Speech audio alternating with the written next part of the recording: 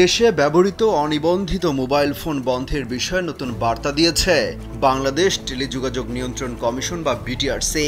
বুধবার বিটিআরসির গণশুনানিতে সংস্থাটির কমিশনার প্রকৌশল শেখ রিয়াজ আহমেদ বলেন, দেশে ব্যবহৃত অনিবন্ধিত মোবাইল ফোন নিয়ে গ্রাহকদের আতঙ্কিত হওয়ার প্রয়োজন নেই। এক প্রশ্নের জবাবে শেখ রিয়াজ বলেন, সবার উচিত বৈধভাবে যাচাই বাছাই করে ফোন কেনা।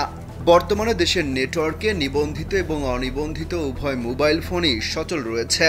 তবে অবৈধ ফোনগুলো বন্ধের প্রয়োজন হলে গ্রাহকদের পর্যাপ্ত সময় দেওয়া হবে।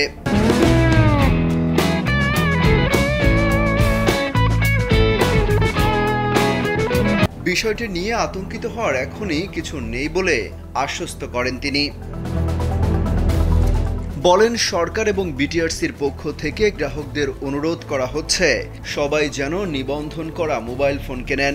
অনিবন্ধিত মোবাইল ফোনের বিষয়ে সবাইকে নিরুৎসাহিত করা হচ্ছে।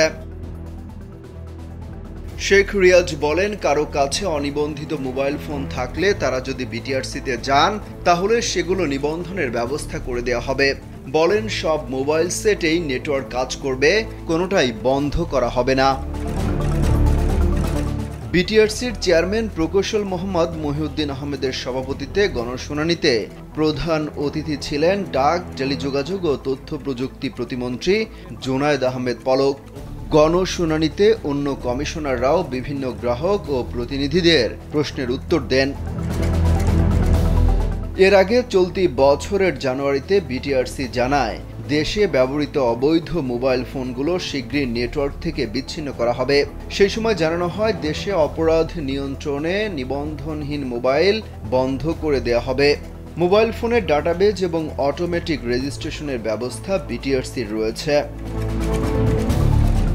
অমিত হাসান রবিন, কালবেলা।